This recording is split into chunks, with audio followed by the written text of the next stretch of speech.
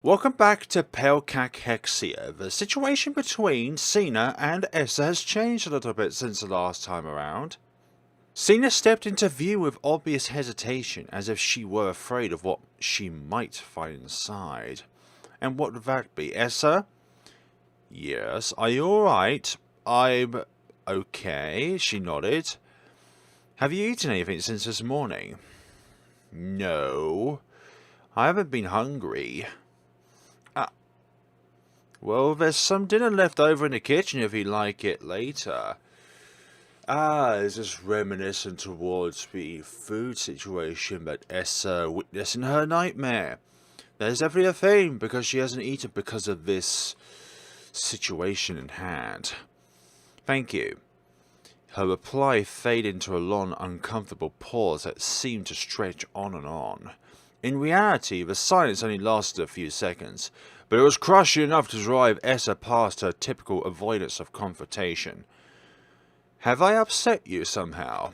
That is indeed a thing. You've been acting differently today. No. No, you haven't done anything wrong.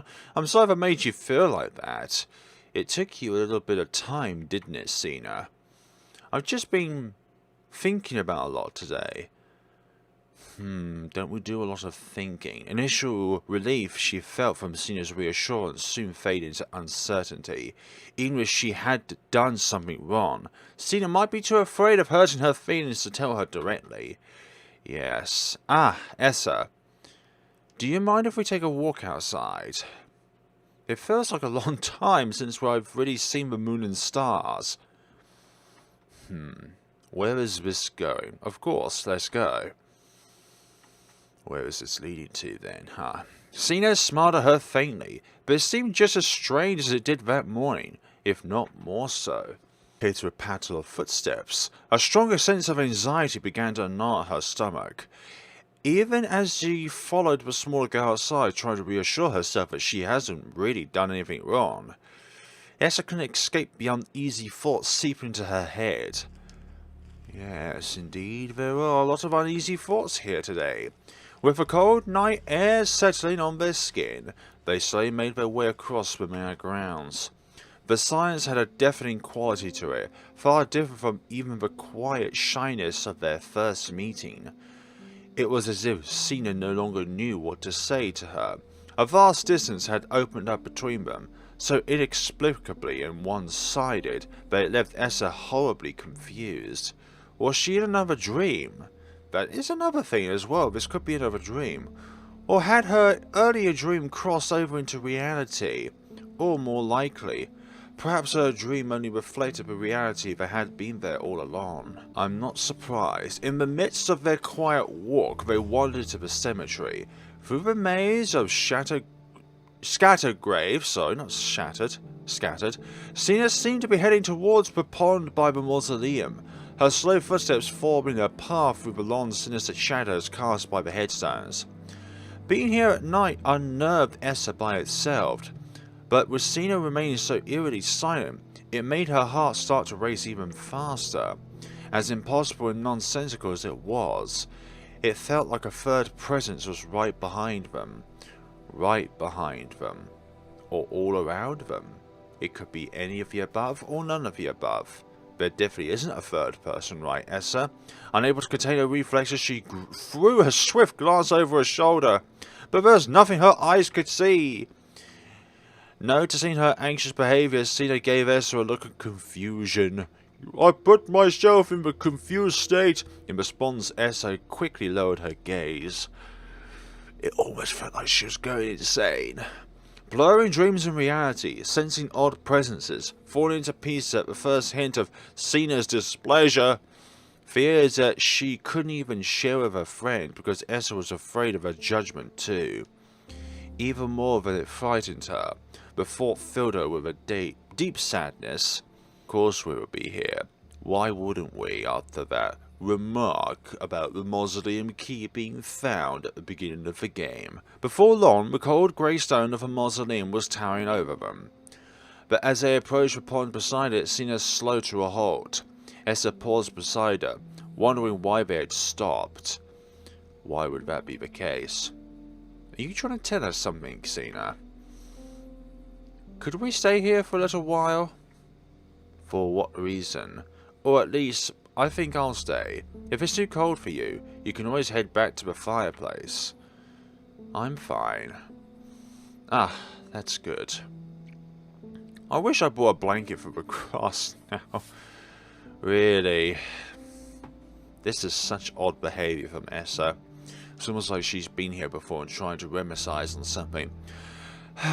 She lowered herself down onto the ground, the hem of her dress spilling over to lightly touch the pond's surface.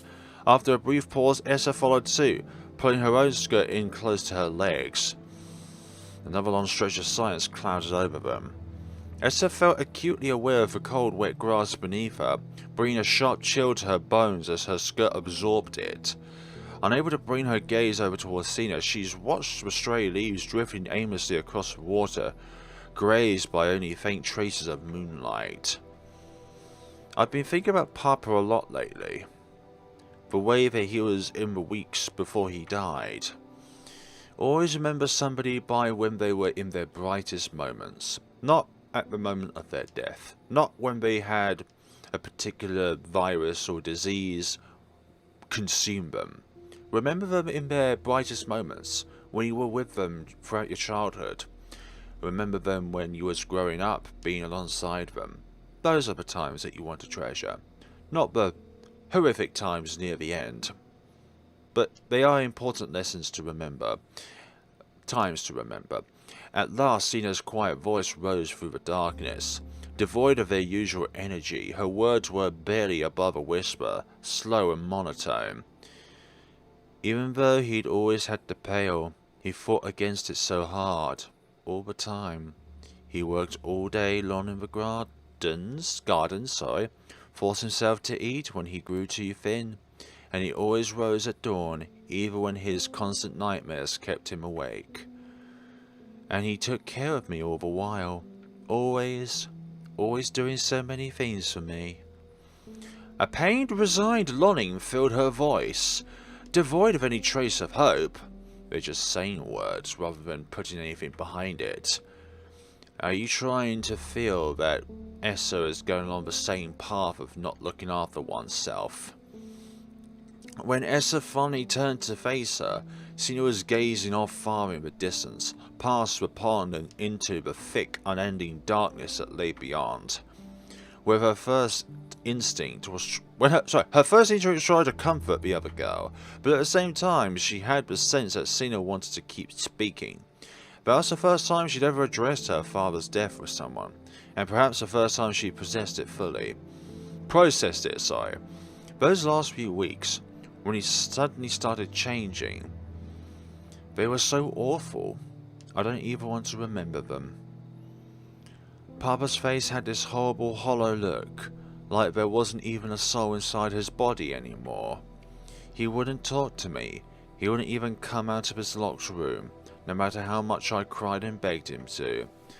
Curling her knees up to her chest, she rocked slowly back and forth, still staring blankly into the darkness.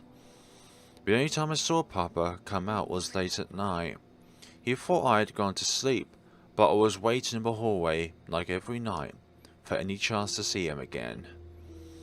But now, I almost wish I hadn't seen him. You don't mean that, do you? No matter how disfigured or horrible a person looks, if they're your family, then you would want to be with them, no matter what they look like, no matter what they're going through, no matter what they've done. She was somewhere else, far, far away, deep inside the recesses of her own memory. You mean his memory? Because we're talking about the perspective of Xena's father. I watched him run downstairs, desperately checking the locks on all the doors, barricading them, covering up the windows. He was mumbling under his breath, wild things about being haunted by shadows, things that were going to kill him. It felt like I was watching him go mad. If they truly did exist, could it have been the Aphrodite that drove Isaiah into madness? It seemed possible, and yet something struck Esther about it as odd. Isaiah had described the increase of spirits in the host as slow as steady, not something so sudden. But there are those cases where they are sudden, isn't it? I thought one of the books did describe it, but why? Why do you think he changed so quickly? An expression Esther had never witnessed on Cena before suddenly crossed her features, darkening them. Just before his health started to get worse, we had an argument. It was the only time I ever shouted at Papa. I was so angry back then. Ah, the visit to the mausoleum. Or something that resembled a similar experience of fear and dread. But after I calmed down and I realized what I'd done, I really just wanted to die. I felt like he was so disappointed in me, his troublesome, ungrateful daughter. I didn't respect his wishes. I didn't understand he was only trying to protect me. All I did was make him feel alone again, right until the moment he died. No tears formed in her eyes. It was almost like this was expected. Cena, is there something you're not sharing with us in which you did? Perhaps she had already wept too many times over it, or else her grief went beyond any outward expression. She simply kept hugging her knees against her chest, staring to Esther without seeing her. She wanted so very, very desperately to comfort her friend, to reach out and pull Cena to a hug, giving her the reassurance that she'd never had since Isaiah's death. But Esther felt frozen in place. There was a depth to Cena's sorrow that she would never understand. Perhaps that was why the other girl had suddenly grown so cold towards her. All the words that came to Esther's mind were too shallow, unable to reach the pain that Cena had buried away in order to continue living. She understood that terrible thought, and yet, the silence of Cena's pain was too agonizing for her to stand any longer. You say it's not Cena's fault, but yet she was the one who caused the trouble in the first instance. You can't blame yourself for his illness. It had nothing to do with you. It's not the illness that Cena probably feels guilty about. When Esther blurted out her first instinctive response, Cena showed no reaction. Cena, you are only a child. I know you never meant to hurt Isaiah. Please don't blame yourself. You didn't do anything wrong. In times like this, sometimes these words that you think are reassuring are going to backfire. Again, her words were met with only a numb silence. She couldn't tell if Cena had even heard her, or was ignoring her, or if she was making the other girl feel worse by even saying anything. And yet, despite herself, Esther couldn't bite back the question tugging at her mind. The reason why Cena felt so guilty, she had to find a way to understand it somehow. Somehow, some way, she would need to understand why. The argument you had with your father, could I ask what it was about? And she does not want to talk about it. Finally, her words triggered a response. Cena's eyes suddenly refocused on her face, holding a strange mixture of fright and revulsion. There we go. I'm sorry. I shouldn't have said anything. I really don't want to talk about it, Arthur. Well, you can't say it and then not mention about it. It's like... Okay, this is going to sound really dark, but it's like having depressive thoughts at that point in time, and then blurting out on the internet like you're feeling down and stuff like that, and then somebody offers up the opportunity to want you to talk about it for some kind of release, and then you're like, no, I don't want to talk about it. Well, that's just kind of attention seeking in that own way. Even though it's a very dark situation, it's still attention seeking at the end of the day. Swiftly turning away from Esther, she shook her head vehemently. And it's not to everyone, but there are people out there who do that. Not everyone who does that though do it for attention. It's just where your head is at that point in time. It was impossible not to feel stunned by the rejection. even though she knew she had stepped too far.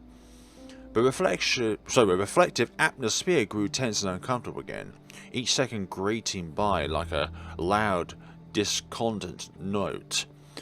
Esther, is it alright if I have some time alone? When Sina quietly spoke again, Esther's body abruptly froze up. It was like an icy knife had just driven inside her chest, carving straight through her heart. The back of her eyes started to burn, and a lump formed at the back of her throat. But with a deep breath, Esther managed to numb herself into the reaction.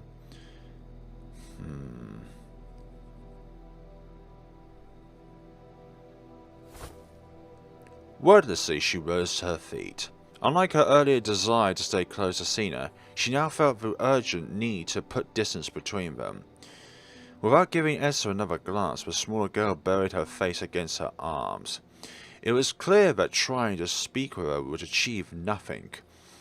There was an almost tangible outer shell around Sina, dividing her from the rest of the world. She felt like she no longer knows her now. Turning away, Esther began to trudge back towards the manor. She couldn't fully process things at first. The words seemed surreal, as if she had entered a completely different universe from one she'd been living in the past few weeks.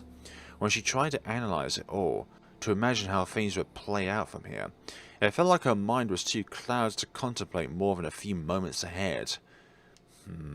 Yeah, when your mind is clouded, it feels like you can perceive less of what might happen, and therefore you just have to act on what is in the moment rather than trying to think ahead.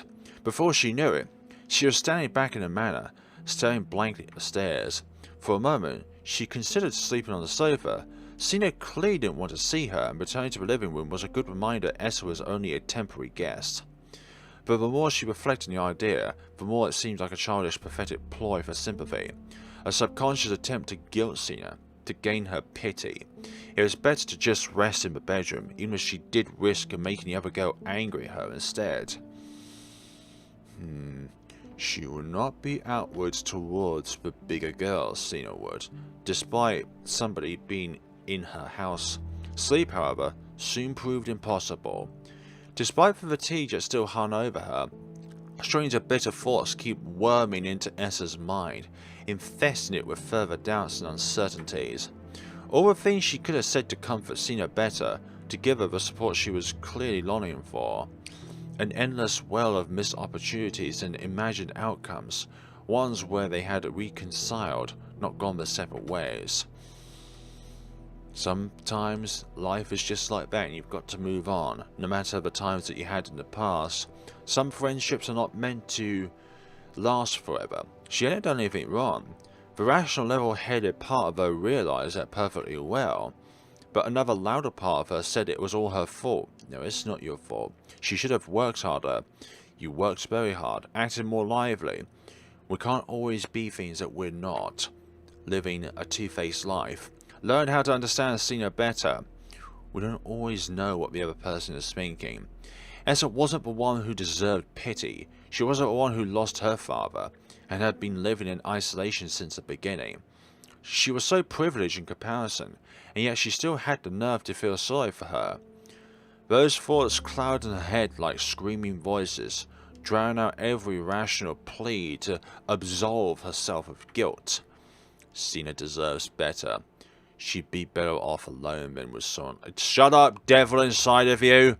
Stupid, self-centered girl, never making progress, only falling back into the same patterns of thought. And no matter how much she reassured you, it meant nothing. You're hopelessly lost in your own head. So very, very, very selfish. She tossed and turned, desperately praying for sleep to finally come and relieve her again. Until at some point, the bedroom door finally opened. After a long pause, Esther heard the light padding on Sina's footsteps, approaching the bed with clear reluctance. A drawer opening, clothes shuffling as she changed her nightgown. Then a small weight pressed down the mattress beside her, and the cover shifted upward. She was lying facing away from Sina, and she could sense the other girl was facing away from her too. Back to back. It felt so strange. When did this darkness start? Was it from the nightmares? Good night, Esther. Wow, the soft, nearly inaudible whisper completely caught her off guard. It was so quiet she almost missed it. Sina must have been unsure whether she was still awake or not. She wanted to say something in return. Anything, in the vain hope that it would finally break the awful tension between them. But she couldn't. A mortified guilt kept her petrified, too ashamed and afraid to even acknowledge the other girl. So she laid in silence, pretending she was fast asleep. Eventually, Sina's breathing fell into a slow, steady rhythm. As upset and hurt as she was, listening to the quiet sound helped soothe Esther, if only a little bit. It proved enough to help her slowly drift off, somewhat comforted that Sina had come to rest beside her instead of downstairs. The circling thoughts in her head disintegrated little by little, falling into incoherent images and pieces until at last her consciousness finally faded away.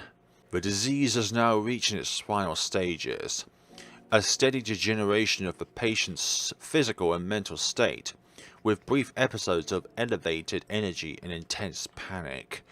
These symptoms are occasionally seen in those who suffer from the Pale for an extended period. There is still no documented case of recovery from such an advanced progression of the disease. I did not fully understand the cause of my sudden decline, but I suspect it was invoked by a powerful fear. The hallucinations I suffered inside the crypt caused me significant stress, which likely increased the Pale's aggressiveness. When I awoke on the ground outside the mausoleum, it was already nearly morning. I suspect I must have entered a delusional panic as I fled from what I witnessed. Whether they were apparitions of the ethereal, or simply a reflection of my unstable mental condition, it no longer feels relevant in my last term of illness. Sina, of course, had never entered the catacombs. After our conflict, she ran to my study to wait for me, in a twist of fate, the one place I never thought to search. In the weeks since then, my previously abated symptoms have not only returned, but triggered the rapid deterioration of my health. There is little I can do but continue to study and write, making use of my remaining time in the hope I may... May you what? The pen fell from Isaiah's fingertips, clattering onto the desk. Blinking, he studied his own trembling hand with morbid interest. His pale skeletal fingers were mottled with ink, like a disease as discolored as palate flesh. Between a loss of motor control and energy, it was becoming increasingly difficult to write. Yikes. It served as a constant painful reminder of the impending reality he was forced to accept. He was withering away. Both his body and his mind were breaking down. Soon he would no longer be recognizable to himself, or to Sina, and you would no longer recognize Sina. So there's three different things there. Recognition of Sina physically, recognition of Sina mentally, recognition of yourself physically. But of course, recognition of yourself mentally. He couldn't bring himself to speak of it to her, but thought of making her cry again, leaving that as one of the last memories they would share of each other. It was too painful to even consider. The Almates, directions to the city. The rest of my damned gold. Where is it? Searching for your treasures. Shuffling through and stacking up his papers, Isaiah attempts to work himself into a flurry of impatient, productive activity. It was his usual method of distancing himself from things that he didn't want to think about, but this time, the effort only met with abject failure. Well, the story has gotten dark so quickly. Tears blurred his vision, burning behind his eyes no matter how hard he glared. They spilled over and dragged down his sharp cheekbones, falling onto the layers of parchment in a soft muffled platter. How would she think of him when he was gone? Would she hate him? It would be fully deserved. with how much he failed her as a father. It's being able to manage things in your own way. And also, every upbringing is different. He had come so close to abandoning her at the orphanage, even if that would have led her to a better family, a life in the city, a childhood surrounded by friends, a world beyond the boundaries of this forest, a world that perhaps she could find happiness in, even if it meant leaving him behind. But, Isaiah, if you were to hypothetically leave her at the orphanage, then you would have been taken away the one thing that would have kept you happy during your earlier years. No, it's too late. Far too late for me to ever give her that. He mumbled under his breath, clenching his jaw tightly. Far too late. The best he could do was help Sina provide for herself, to live freely and happily when he was gone. That was all. But he repeated those words inside his mind, trying desperately to believe them. He was hopeless, powerless. There was nothing more he could do. Nothing more. Nothing more. Nothing more. A nauseating, guilty weight gnawed at his stomach. Slowly he began to reach for the fallen quill. His fingers frail and trembling as they brushed its feather. If he could only just explain himself to her. If he could go back and remake everything, patch over all his choices and falsehoods, all of his misguided words. But she could only have one childhood, and when he died, it would be over. There was no time left for forgiveness.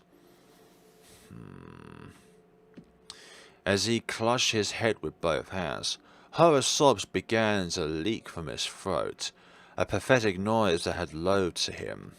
Grief and anger, fear and self-hatred, guilt and final resignation. Ouch. Blankly staring at the wall, a stream of wreathed tears slurring his words, all remaining thoughts dissolved into empty regret. And that is the key word in that sentence. Empty. When your emotions are empty, it's like those emotions that you want to project have nothing there to them. He wept. A beautiful sunny morning, and we're back with Esther now. She stood before the window, gazing up into the clear sky as she carefully buttoned her blouse. Sina was already gone, just like the previous day. Her side of the bed had been neatly remade, the sheets tucked in beneath her pillow, and smoothed to perfection. That does not normally happen. This is definitely a fantasy game. As Esther descended the stairs, she could hear the birds keeping up their cheerful chorus outside. It felt warmer today. Sun was steadily approaching, and soon everything would be bright, beautiful, and flowering. Nearly a year ago, she'd set out during the same warm weather, full of determination, putting all of her faith into the plan she carefully mapped out.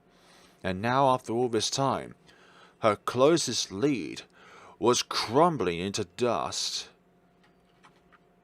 Perhaps it had been foolish to expect anything more.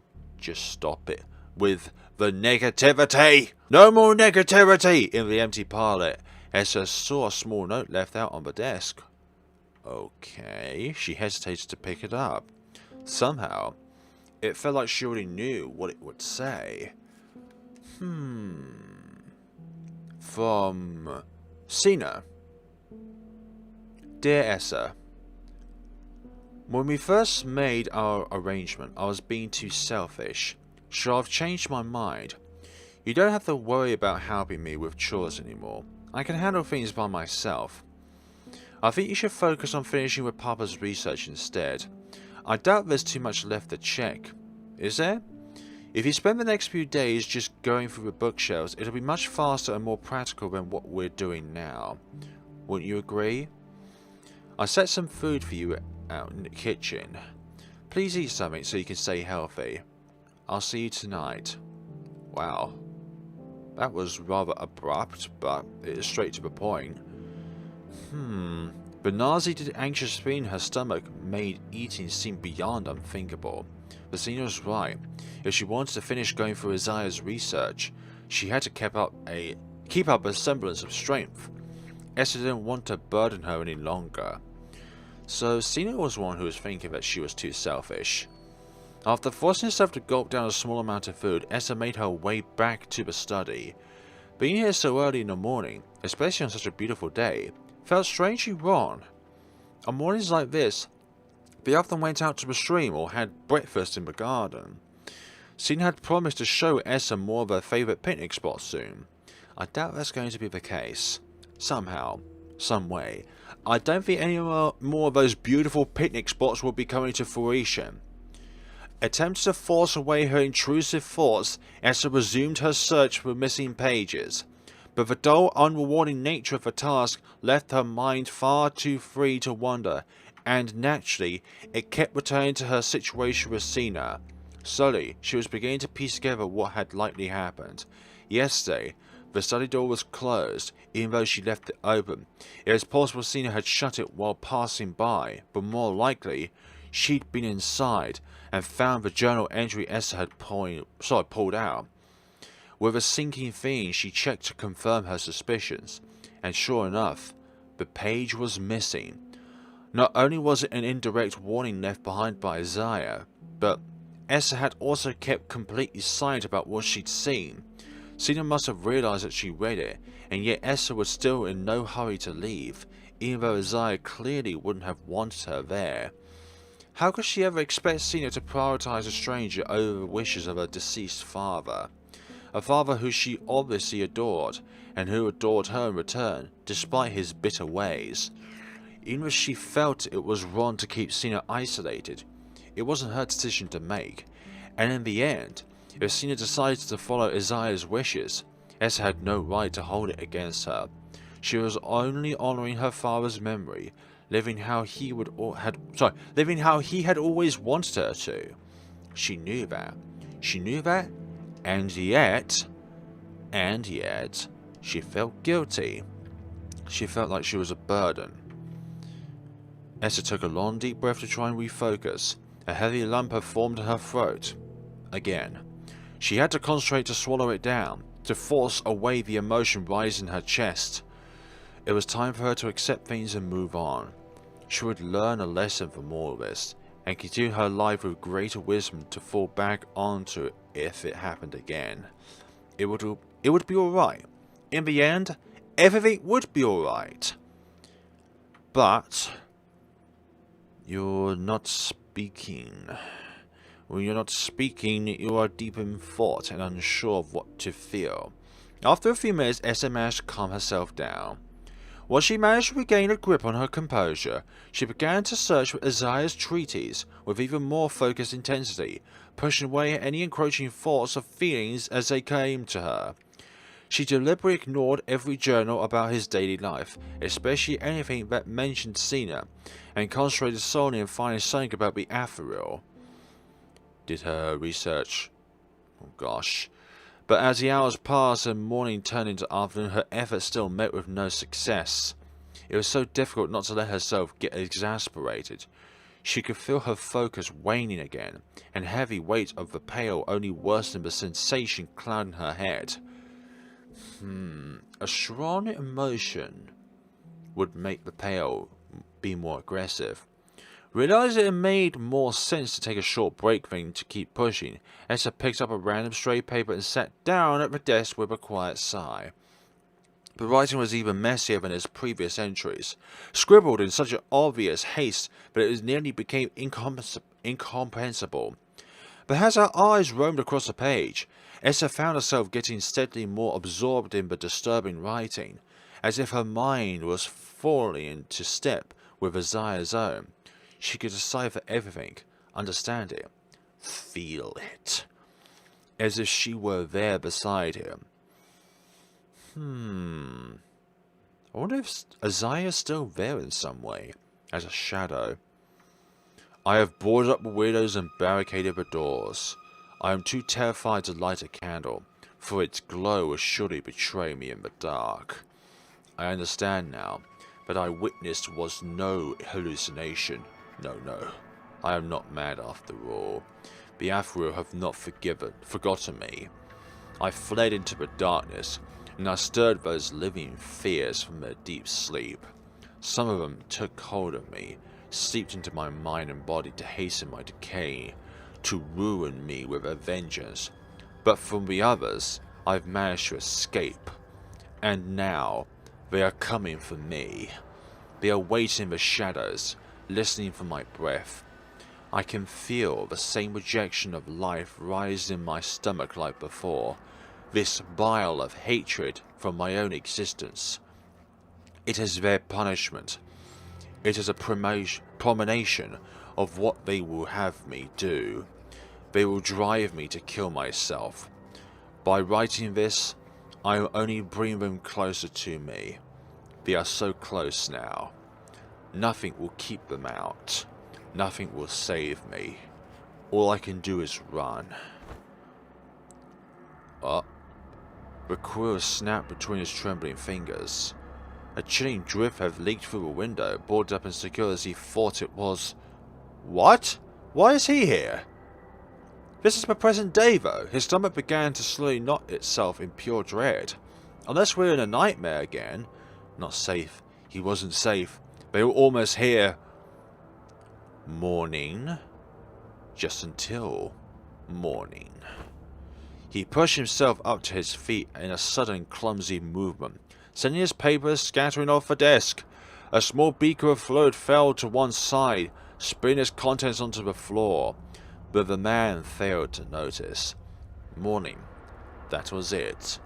If he could just run, flee, escape them until the morning, he could still live.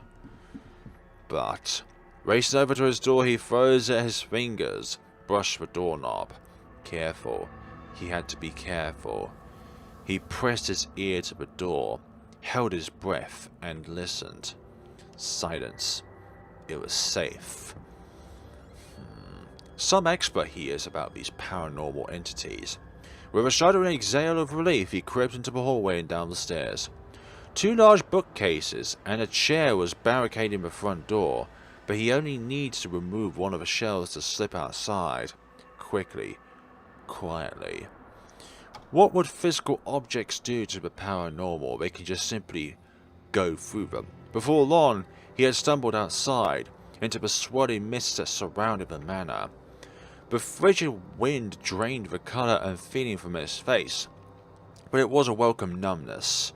Where can I go? Where? No, it doesn't matter. Anywhere. Far away. Far away. But not here. Slurred words rasped from his lips, just like it did with mine, clouded with the confusion of a man half asleep. Into the dark forest he began to fall forward, but instead of spilling to the ground, the momentum sent his body stumbling through the grass. A lurching walk, then a jog. Faster, faster. Soon he had broken into a steady run. He had to get away. He had to get away from it all. And he left everything on the desk that she needed to survive. But his footfalls were loud. So loud. The faster he ran, the more they heard him. They were close now. Getting closer. No, he was safe. He'd be safe. Stayed safe as long as he kept running. But these trees go purple. He thought he was safe. Knew he was safe. Had to be safe. And he was safe until he looked behind him. Fear sliced through his skull. For a moment everything went black. When his eyes reopened, he was running. Why? Why? He'd left. He was gone. They couldn't catch him here. They couldn't follow him. No. He didn't want to die. He didn't want to suffer. He didn't deserve to suffer. He hadn't done anything wrong. They knew it. But those were pale. In that moment, the world warped and shifted. Horrible screams pierced his ears. Familiar screams calling out his name. Shouting, hating, weeping, screaming. The cries of all those he had hurt in his selfishness. No. No. This again. They were in front of him. Running from him. Running from him as he ran now. Fleeing from those who come to collect him. Their voices warped and twisted into shrieks, like banshees, cutting through his brain like knives of penance. Please, please, stop it! No, please! He grabbed his head with both hands, covering his ears, but the sound only echoed louder, for the voices were inside his head, and all you did was capture him by having your ears covered with your fingers or your thumb. There is no monster here. There should be a hidden message in here somewheres. There is no monster out there. It's only you. No, it can't be. Suddenly he staggered forward. All the strength in his body was gone. In an instant he crumbled to the ground, twitching and convulsing. Move! His body would no longer respond. Every function gone. His brain was trapped in a husk, a casket. They had buried him alive. He would lie here and watch himself rot. Hours and hours, helpless, insects and animals eating him. Every scream silent. He deserved it. His punishment. The punishment they gave him. No. The punishment he'd given to himself. So that was the reason why Cena could no longer find her father, because he was literally eaten alive, and therefore his trace was nowhere, and probably his clothes were eaten as well. And Esther is somehow out here. Esther suddenly grasped for air. Her lungs burned. Her legs ached. Has she been running? How? How is that possible? Just a moment ago, she'd been reading Zai's journal. How had she gotten here? All of a sudden, hazy memories flooded back to her. A few moments ago, no, hours ago, she had left Zai's study. Something had called out to her. A sudden, intense, overwhelming urge she couldn't resist.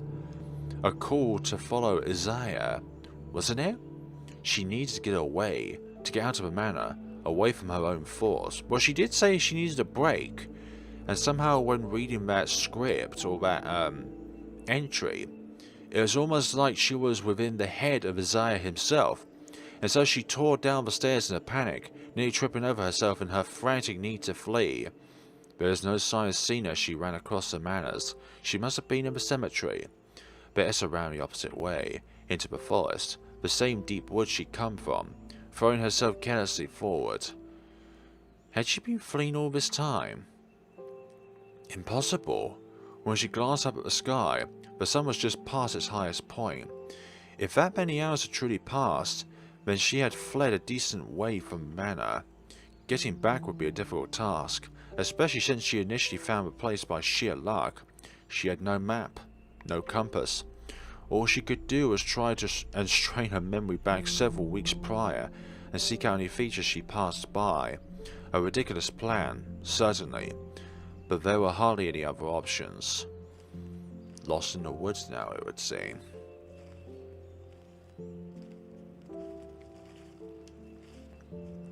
Trying her best to keep her spirits up, Esther began wandering through the trees.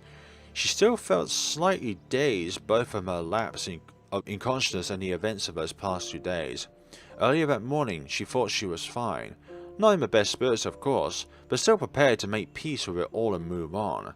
And yet somehow her subconscious mind had grown so unsettled that she ran away in a fugue state, something that had never happened before. Were her real feelings truly that disturbed, deep down? Had she been so upset by Cena's rejection that she fled the manor in an attack of anxiety? It was frustrating and embarrassing, to say the least, and she wanted to think of herself as far more resilient than that. But in the end, perhaps it was much more than just a friend throwing her away. Perhaps it was a confirmation of what she'd feared all along, that she was never meant to find what she was truly longed for. What exactly it was that she longed for, Esther couldn't say for certain. All she knew was that Cenas embodied it somehow. The more Esther dwelled on the idea, the more afraid she grew at the thought of seeing the other girl again. Maybe it was better if she didn't go back. After all, the sooner she could distance herself and start to recover, the better. And of course, she didn't want to hurt Sina or make things any more difficult for her. She'd already done so much with Esther, and the thought of straining her further, especially after last night, seemed unbearable. Leaving then would surely be the best choice for both of them. The ellipsis though doesn't make it seem like it would be the case. And suddenly Esther froze. A horrible thought struck out of nowhere, making her blood run cold. The watch. She didn't have the watch. Her medicine. With no way to tell where she kept... Oh my goodness sake, she'd never be able to return to the road in time to call for help. But if she'd only gone for a few hours from the manor, at least Esther knew she had a chance to make it back. There was no other choice. If she didn't retrieve it, she'd fall into a catatonic state as soon as her dose ran out. She had to find the manor again, and before nightfall. Otherwise, everything would be utterly for naught.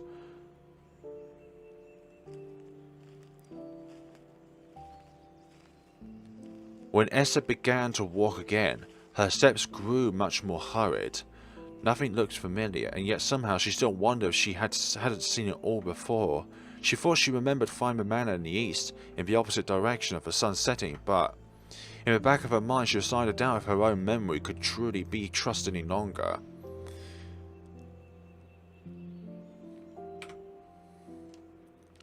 Once more, Esther found herself completely lost in the vast, lonely woods.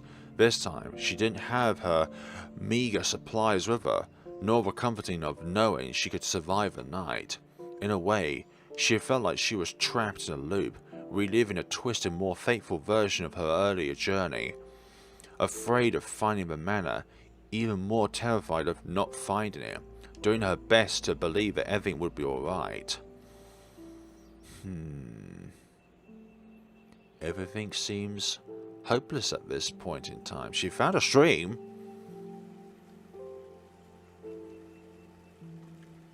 As evening steadily crept closer, Esther encountered a little stream running on her path. At first her heart leapt, but then a flash of fear overtook her brief hope. Was it really the same stream she played in with Sina, or could it be a different one altogether? She didn't remember anything familiar about the spot, but maybe if she followed it along, she'd encounter something else. The stream had flowed to the right of where they stood on its bank, or had it?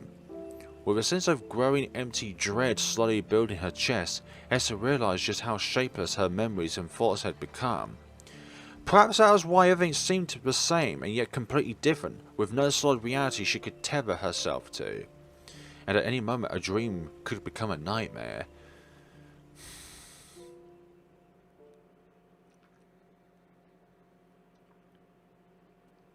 Darkness came, but I presume she had still got no answers.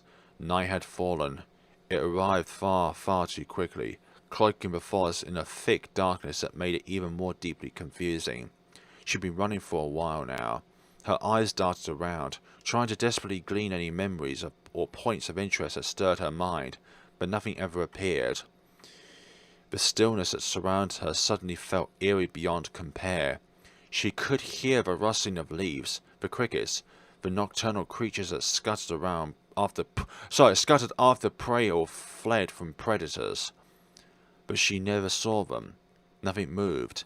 Everything looked the same, like a painting, an image frozen in time, never changing, as if she kept going down the same path over and over again. And, as Esther dashed into another cluster of dark trees, a horrible, petrifying realization flashed before her. Isaiah's key. She had given it to Sina. With a warding charm that protected the manor, that meant... No! No! Please! No! She wouldn't be able to go back. There was nothing.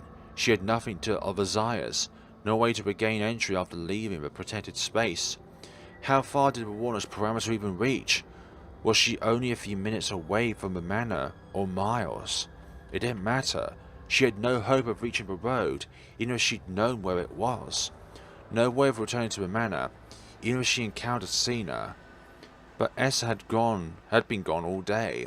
Surely Cena would have noticed her disappearance by now. If she'd been searching for Esther, they would have encountered each other after so many hours. Esther hadn't even strayed that far. Had she? No, she hadn't. She turned around and gone back the way she came. But what if she'd been running back towards the manor when she awoke? Desperately, frantically trying to get back, trying to find a way back in. And all this time, she'd only been walking in hopeless circles, never getting closer or further away. Yeah, an endless loop, a cycle as it were, only the trees shifting while she remained in place. Oh dear. As she tried to curl her arms around herself for warmth, they seemed heavier than before, like they were being steadily filled with lead. Her flesh was still sensitive, but her muscles no longer responded like they usually did. A thing as if she was trying to move a puppet with fraying strains. It was past the time for her dose, and the pain started to kick in. She broke into a sprint. Each step grew more impossible than the last, and her body threatened to collapse from the strain at any moment. It was as horrifying as the doctor's warnings, no worse, for nothing could describe the sense of all control slipping away. Oh dear.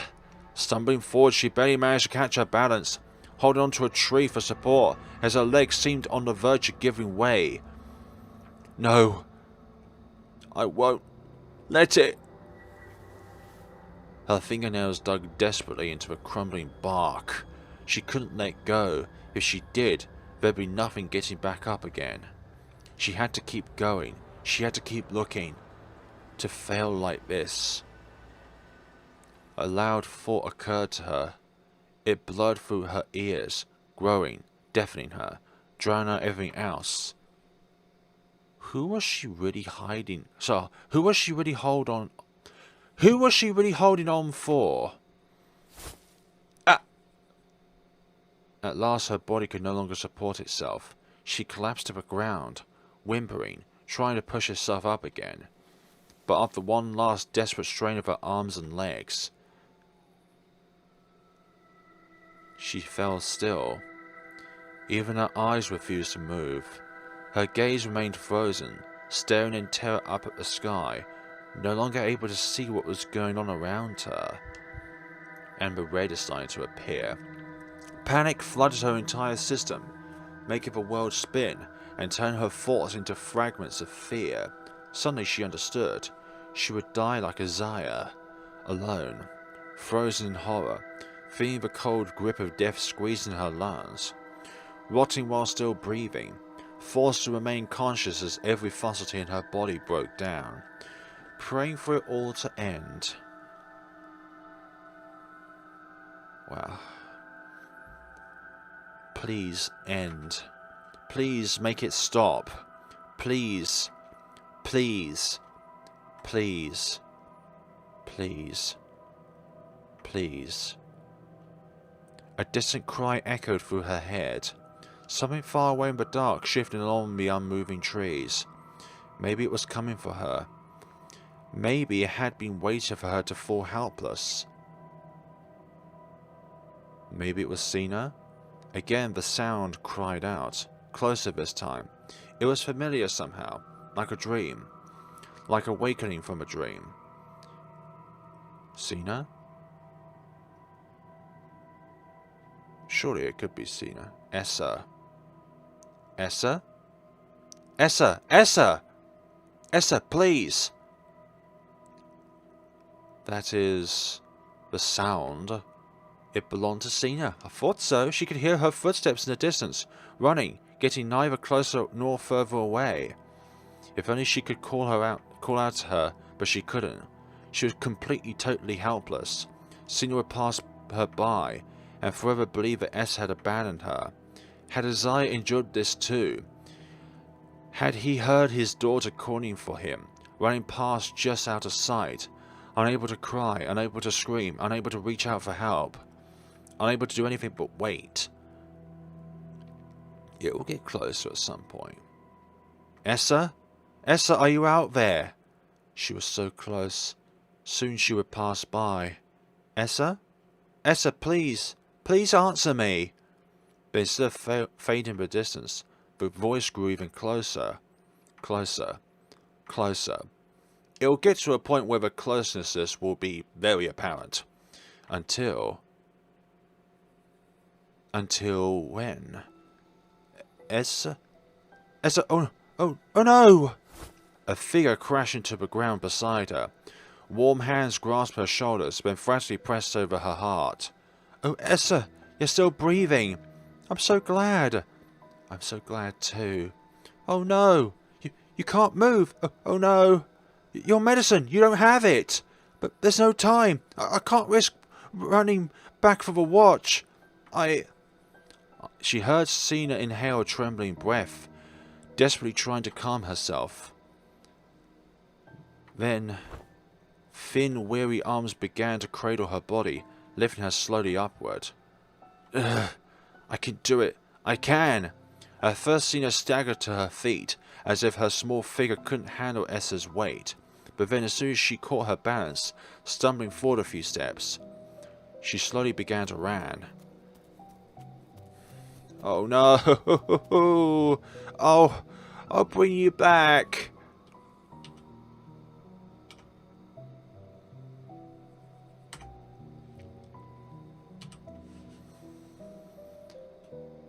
It's like the same fear of losing her father. Hold on, Esther. I promise you'll be alright. Her head rested against Sina's shoulder. It felt so warm, so comforting. Sina had come to save her. That was the only thing Esther could bring herself to care about. Whether or not they made it back to the manor in time, it didn't really matter anymore. The smaller girl grasped and panted with effort, but her pace never slowed. Her footsteps raced through the forest, so strong and so determined, never straying from their goal. She saw things Esther couldn't see, the hidden paths, the different trees, the stars that mapped with true direction. As for her, Isaiah's words relented. There were no circles, only a straight and unwavering line. Through the final trees, towards the clearing, into the mists that had once warned her away, into the manor she had tried to escape from. Where is the watch in here? This desperate plead. Finally, after dashing up the stairs with Esther still in her arms, Sina returned into the bedroom. And, as soon as she'd set the taller girl onto the bedsheet, she grabbed Esther's watch from the nightstand, frantically grasping for its switches. Here, your arm, the medicine. She pushed up Esther's sleeves. For her hands were shaking so much she could barely hold the watch. With a deep breath, Sina steadied herself and pushed the needle into Esther's arm. Surely the pain would bring you some sense of... The usual moment of relief never arrived, only the sudden wave of nausea. But slowly, steadily, a trace of energy began returning to her muscles. And she squeezed her eyes shut and reopened them, blinking to try and relieve the raw burning sensation. Death had grazed her so closely, but she could feel it. An icy cloud still hovering across her skin. Esther? Is it working? Esther, please! Yes. Mouth muscles are also muscles in themselves. Forcing out the word in a choked, hushed voice, she tried to offer Sina a faint smile. Thank you. Esther, you're alright. You're alright. The tears that she'd been barely holding back suddenly began overflowing. Sobbing, Sina threw her arms around Esther, burying her face against the other girl's neck. Wow. As more of her strength gradually returned. Suddenly, I don't know where I got that from. She was able to drape her own arms around Sina. The intense shock made it difficult, if not impossible, for her to truly form any thoughts. All she could feel was an immense, overwhelming relief, a deep gratitude for every breath she took.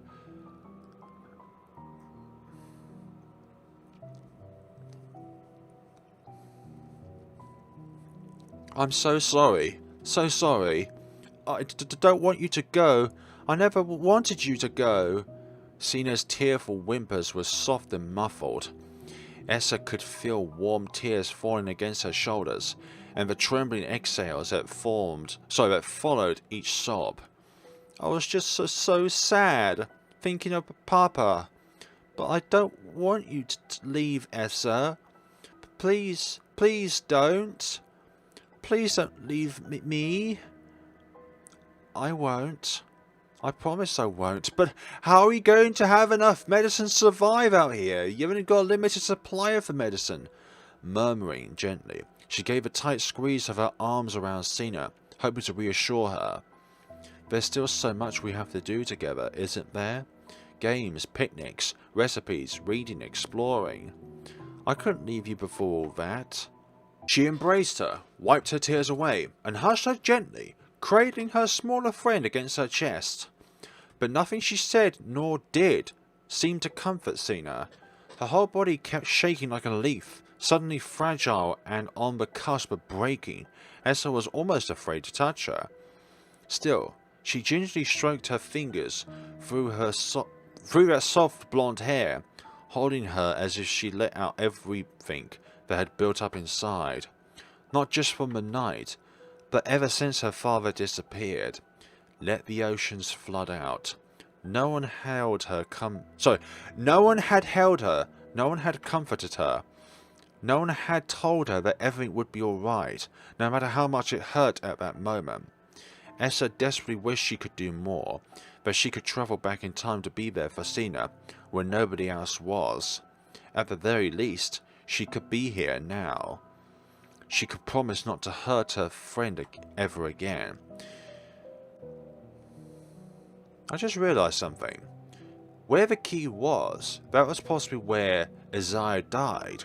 At last, Sina's trembling sobs and uneven breathing began to subside. From the way her chest rhythmically rose and fell, and her body limply rested against Esther's, she knew Sina had fallen asleep. Riding all the way home while carrying Esther must have left her exhausted. If not for her surge of fear and determination, there was no way she should have been able to lift the girl Esther's size for so long. Adrenaline! And yet somehow, Sina had still managed to save her. Well, a crushing sense of guilt sank down in her stomach. If only she'd been more careful with her medicine, if she hadn't let herself get so distraught and irrational. She never would have caused Sina this kind of pain and worry. But the question is, in Sina's mind, that pain, that worry, was worth it, if it meant for her friend to still be here for her now. Esther had forced her to relive the night Isaiah disappeared, struck by the same fear and despair of being abandoned. And she too had been so close to meeting Isaiah's same fate. If Sina hadn't found her at the last moment. Well. Swallowing hard to hold back her tears, Esther gently detached from Sina to pull herself up. She was too exhausted to change her night clothes, but at least she could put both of them under the covers. Pulling the fluffy comforter up to the smaller girl's shoulders, she tucked her in tightly, which seemed to lessen Sina's trembling somewhat. In a way, she almost felt too guilty to hold her again. After hurting her so badly, did she really deserve to comfort Sina, to share her presence? Of course you do. No, Sina wanted her there. Otherwise she wouldn't have saved you. She wouldn't have treasured you as a friend, as a person. She still had to remind herself of that, even after everything that had happened. Guilt, doubt, shame, none of it mattered anymore. Sina had already made it clear how much she cared about Esther, and doubting her would be the same as rejecting her. But in the forest, lying there in the darkness, she had given in to her fear of abandonment. But that was a mistake she'd refused to ever repeat. From now on, no matter what happened, she would trust Sina, her kind, dear, selfless companion. She would never let her down again, and somehow she'd find a way to repay her. Good night, Sina. Sweet dreams. Whispering softly, she pressed a small kiss against the top of Cena's head. Ah! In response, the other girl made a soft sound in between a whimper and a sigh, cuddling up to Esther's side. It takes a moment like this to truly bring together a friendship that was kind of severed. When she closed her eyes, Esther felt a powerful exhaustion sweep over her, greater than perhaps any night before. Endless thoughts kept circling in her head, dreadful memories and ghosts of the fears she'd had while paralyzed, facing her death. But the warm presence nestled up against her, fragile and vulnerable, and yet so strong and incredibly willful, soothed Esther's frayed nerves. Before long, she was slipping into a deep and dreamless sleep, completely removed from all the cares in the world. My voice there, yet still holding on to her dearest companion, who held her tightly in return. Stray leaves floated down the stream, slowly disappearing into darkness. He watched them pass by with a certain strange melancholy. Was this before or after? I think this would be before. The idea of leaving behind his research... Okay, so it is after. Those countless hours of experiments and writing no longer bothered him. But moments like these, now that he was faced with losing them forever, the simplest pleasures of life suddenly seemed invaluable. Every morning in the garden, every thunderstorm on a spring day, every cup of tea and conversation at the table, every night clear enough to admire the constellations. He wished he'd appreciated them more. Up until now, he hadn't realized how much they meant to him, how many little joys he had never bothered savoring. If only he could have recognized it all earlier. So many things never showed their value until they were gone. What now, Isaiah? His thin, trembling fingers brushed across the top of Cena's head. She was fast asleep, lying contentedly in his lap. He'd given her an astronomical lecture that night. But despite her best efforts to stay awake, she finally dozed off halfway through. You certainly worked hard today, didn't you? So this definitely would be before then. But you were thinking about the future. I suppose you did inherit my ways after all, he murmured affectionately, unable to contain a smile, painful as it was. That was the last time they'd ever spend time together. Gosh. He'd realized it earlier, but he forced himself to act as normal and unaffected as possible during their walk, despite the anguish he felt whenever he remembered. How quickly all those years had gone by. He had never imagined it would end like this. Since his escape from the mausoleum that fateful night, dark, irrational feelings had begun creeping into the edges of his mind, growing stronger day by day. Fear and resentment with little substance behind them. Distorted images of both himself and Cena, twisting them both into however you want to pronounce that word, monsters. It was the same bitterness he'd felt so long ago, back when they first moved here together. Cena became the personification of all his misfortune and woe, a symbol of life's mockery instead of his beloved, irreplaceable daughter. He slipped into such thoughts without realizing it, and only in the middle of that bleak, hateful fog would he suddenly come to himself again. Suffocated by his growing paranoia and anxiety, those lucid moments were steadily withering again. Now he had to shut himself in his study most of the day, never knowing when a wave of delusions would seize him. No longer could he freely spend his days working with Cena, for he constantly feared what those venomous shadows would make him say to her. Their whispers had become so frequent that soon he knew they would overtake his mind completely. But tonight, summoning the last of his strength, he had offered to take her on a walk by the stream, determined to spend one last quiet evening together. How overjoyed she had been. She believed he was finally getting better again, and soon life would return to how it once was. Was it cruel to lie to her, or to tell her that he was dying? He kept agonizing over the decision, which seemed to have no right answer. There is a right answer, but there isn't a happy answer. I'll tell her tomorrow, he always thought. You're going to tell her? You're telling yourself that you're going to tell her tomorrow, yesterday, so just do it!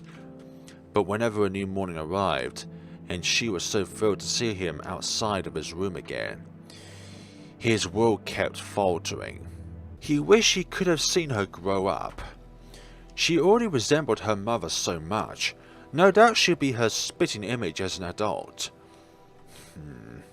In the clear part of his mind, he no longer felt bitterly towards Amanathe. Even if she rejected the life of her mother, and even if her disappearance had led him to such despair, she had still given him Messina. Somehow, somewhere, he hoped she could find happiness. She deserved a life better than what he could have offered.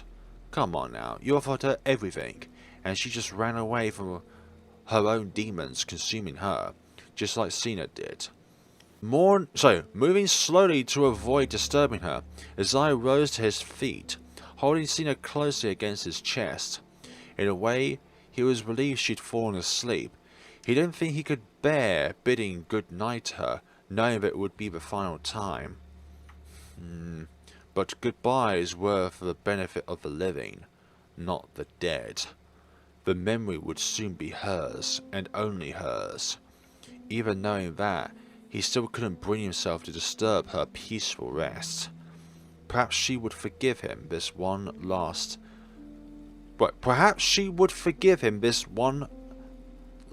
selfish act. My bad, folks. I love it when autism just kicks in and makes you think of other things that you said in which you didn't say. But you did say the right things, but in your head you're turning towards around the fact that you said something that you didn't say. Turning towards the manor, he began the journey home with slow, lingering steps. He could sense a storm gradually approaching. Heavy rain was on its way, the type that would blanket the manor for a long, gloomy day. But once the storm lifted, the fragile blooms of spring would flourish in its wake, over and over again, year after year. No matter what befell them, they would always come back. As morning rose, we are here again inside the manor. Thankfully inside the manor, rather than in a totally catatonic state. That's what I wanted to say. Thank you so much for watching, guys. So it was a very deep low at, like, say, 90% of the way. And then at the last 10% there is some kind of, well, not happiness, but relief of the fact that these two have each other as friends. Thank you all so much for watching, and see you all in the next time of Pale Cachexia. Thank you all so much for watching, and take care of yourselves. Where will the story go this time around? Or in the next time around, sorry. Only one way to find out. In the next video.